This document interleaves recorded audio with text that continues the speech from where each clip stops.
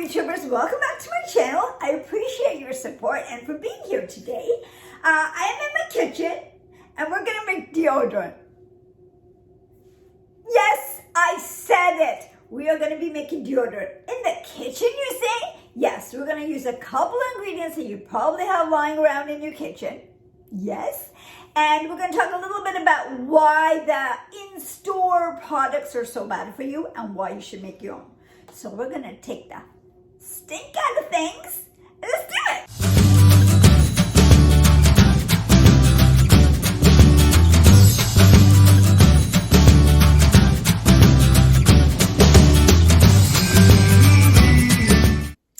And today's shout out, like I always do, goes out to Rupi. Rupi is a friend of mine. She's my workout buddy.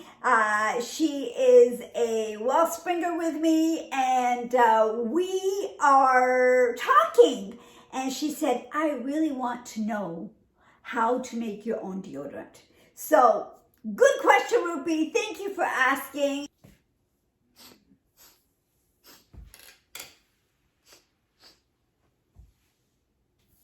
Now, I'm sure that you have done that at some point, right? I know we have, right? So anyway, I used to make deodorant for a couple of years after I learned what's all the bad things in the deodorant. And the company that I'm affiliated with to do with essential oils and whatnot bought in a deodorant to Canada. So that's what I use now. But for a long time, I used to make my own. It's so easy, so peasy. I would still do it, but I can know the ingredients that are going in this product that I'm using. But anybody who wants to make your own, which is a great start, great way to do it, that's what we're going to do today. So this recipe is a great start to make your own deodorant. So again, do your homework. Know where your deodorant is coming from. Know what's in there. Really, really do your homework. But this is the best way. This is the way that I started. And anyway, and it's so easy, which I love. So we're going to do things a little bit different today. We're going to do the tutorial first. I know you want to hear what's all the bad things in the deodorant. We're going to do that afterwards. So if you want to stick around, go ahead. But for people who want to get into the tutorial, let's get started. Take 1/3 cup melted organic coconut oil and put it in your bowl. Coconut oil is a natural deodorant and it contains fatty acids which is known to reduce bacteria in moist areas. And then you take 1/3 cup of cornstarch, which I just bought from the store. Just put it in my bottle with my very, very fancy label. I just put it in a bottle. And cornstarch is actually known to absorb excessive moisture, including sweat. And if you watch my video on dry shampoo, it also uses cornstarch, which helps with the same thing.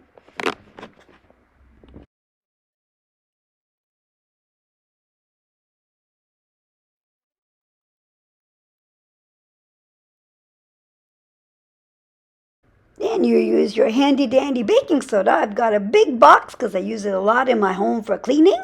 So baking soda actually absorbs odors. And so that's why we put it in the fridge. And it's also antibacterial as well. And use 3/4 of a tablespoon and put it in your bowl.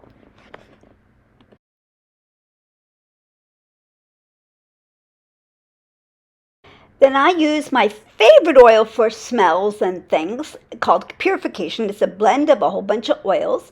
I use it for cooking, for running shoes, for the bathroom, anything like that.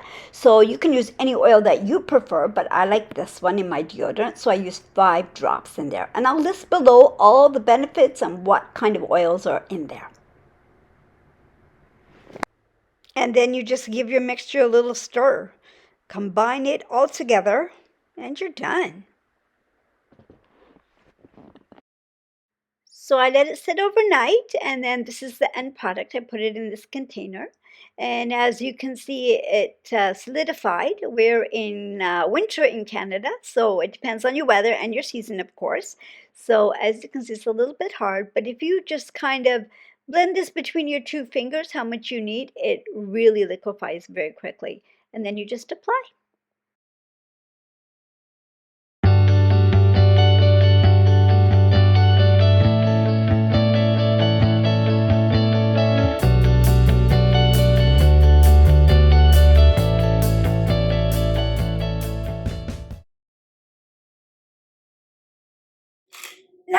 that super easy? I told you it was easy. It beats going to the store and not knowing what's in there.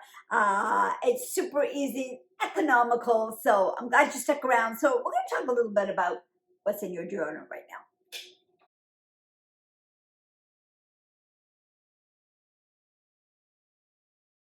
So let's talk firstly about aluminum. I know they're making aluminum-free products these days because they do realize themselves what aluminum does to you, but a lot of them still do have aluminum. Aluminum actually blocks pores, okay? Here you're trying to sweat and yet it's blocking pores, so that's not a good sign. And what happens is when the sweat is when the sweat comes out of our skin and it mixes with aluminum, you know those yellow stains on our underarm area? That's because aluminum is in there. Can you imagine what it does to your body?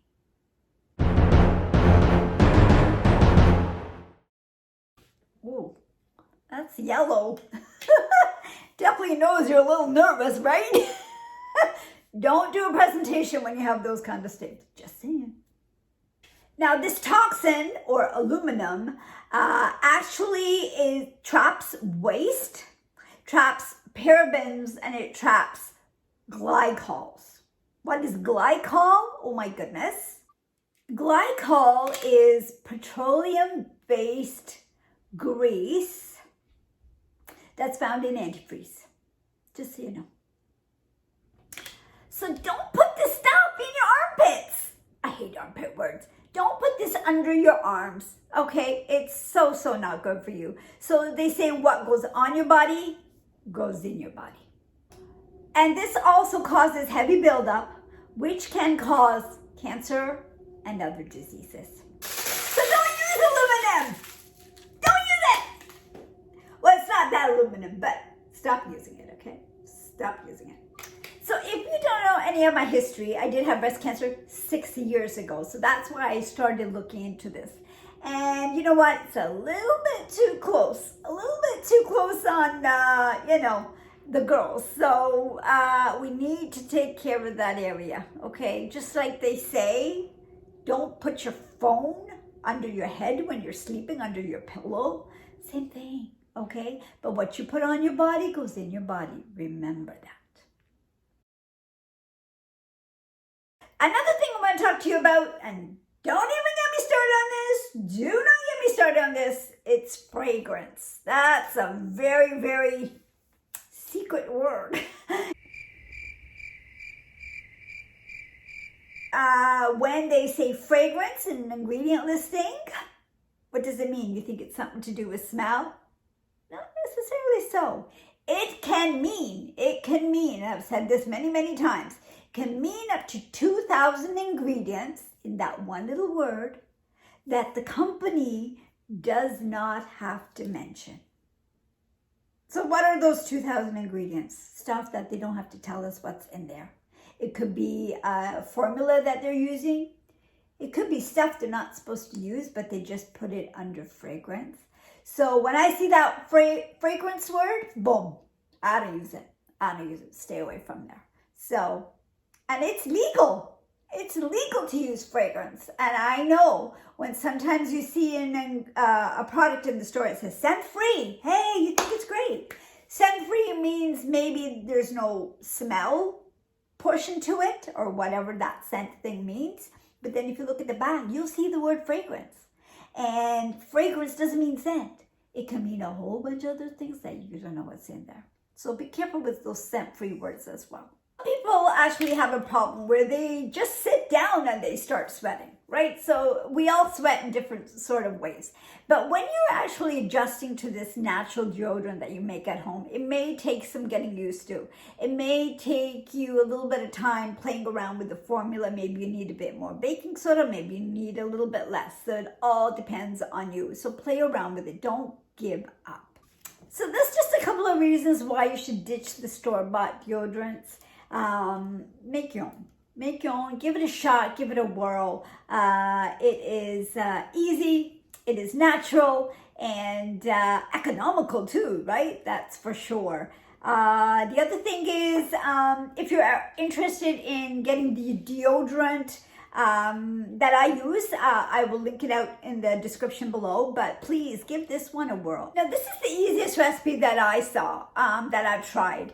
But there's so many others out there on the internet. You can take a look. There's some with bentonite clay. There is some with more baking soda, less baking soda, zinc oxide, liquid form. There's one with beeswax. You can make it into a solid. There's one with witch hazel. So many variations that you can look into and see what works for you.